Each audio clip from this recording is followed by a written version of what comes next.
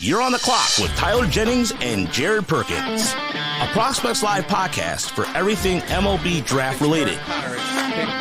Join us as we discuss the biggest stories from college and high school baseball, bring you interviews from your favorite draft prospects, and break down live looks with Prospects Live analysis across the nation.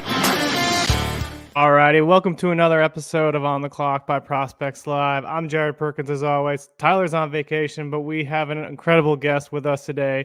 Outfielder Braylon Payne out of Missouri City, Texas, Elkins High School. Braylon, how you doing today? Good. How about yourself?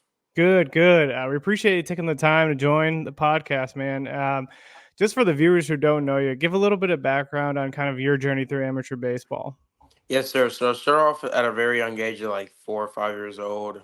Always kind of been undersized until my sophomore year in high school. And I really started putting on weight then and working out a lot. And that's when I kind of seen a really big jump in my game.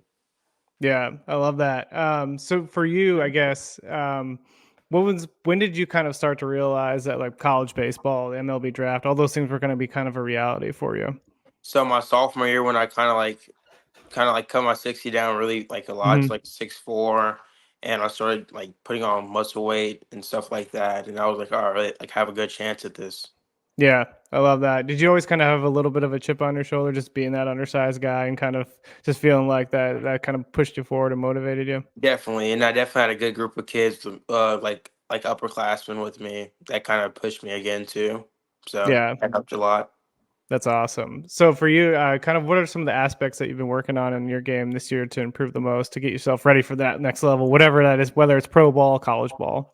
So this year, my biggest thing was to eliminate the rollover ground ball to second base and first Mm, base and like weak contact and driving the ball to the opposite side of the field. So that's something I improved on a lot this year in my game. So that's what I'm proud of the most.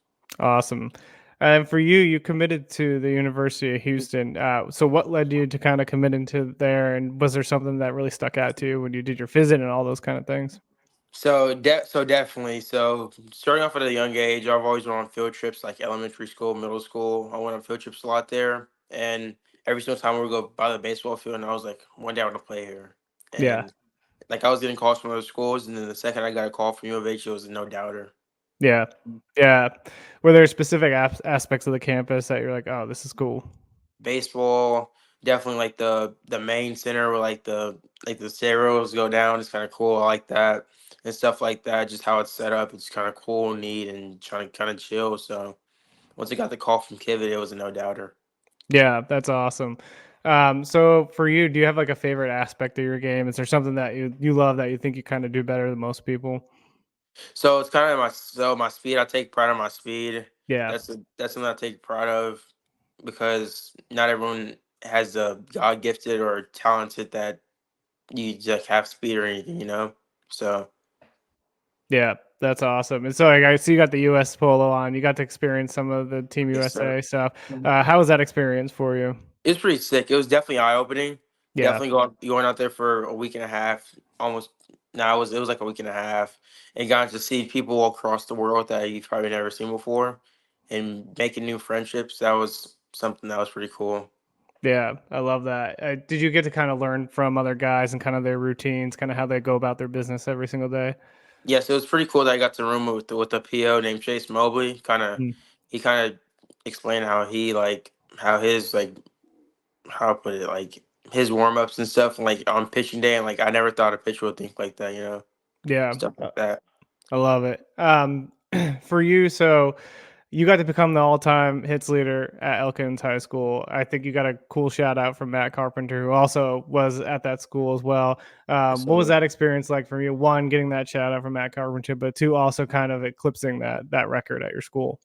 So on the day that I broke it, my mom. So about 2 weeks before that, I was like, "Mom, am I gonna break this record?" Because so she was like, "Don't worry about it. You're gonna figure out when you break it." Yeah. And the day I broke it was like Saturday morning against Clements, and I needed 2 hits that day, and I got 1 hit, and then like everyone started like recording and stuff. My next at bat, I was like, "Oh, this might be it." And then I broke it, then like everyone started chanting and stuff, so it was pretty cool. That's awesome. I love that. I guess the next question I was going to ask, just because we want to kind of focus on who you are, the human being outside of the game. So, what do you do for fun off the field that really kind of helps you reset, gets you away from baseball, lets you kind So, of, whether you have like a good or bad performance, helps you kind of get that reset for you? so my biggest two things right now is golfing and fishing. I love Hmm. golfing. I love fishing. It just takes my mind off of stuff if I'm struggling with anything. So it's kind of like my escape route almost. How good are you at golf? What's I'll say 4 to 10. yeah. Yeah. Some days I'm a really good four. Some days I'm horrible. Yeah. So What aspect of the golf game do you have like locked in? I have to imagine the driver just because hitting, but ooh, no. that's actually my worst. Like all my balls go straight and then straight to the left. But I'm really good with the hybrid and 3 wood. So Okay. Very nice. Very nice. So we're gonna kind of jump into just a couple of rapid fire questions for you, just to kind mhm. of close things out. I guess the first one we always ask is, what's the go-to restaurant in your area? Where do you have to go get the good eats? BJ's, I love BJ's. Nice. What You kind of can't restaurant? can't beat it. What kind of food is it? So it's like fish and chips, steak, stuff Nice. like that. Love it.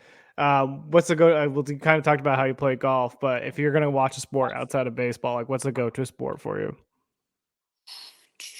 I'll say golf. Like I'm like actually into golf now, and like I'm actually like wanting to learn about it. So Yeah. golf. You have a favorite golfer right now? I'm not that deep into it yet. I'm gonna have to Yeah. figure that out. Love it. For you, I guess, who's the toughest pitcher that you faced so far in your career? I'll say William Schmidt. William Schmidt. William Yeah, he's Schmidt or pretty good. Anson Server. I forgot to Okay. say his last name. Awesome.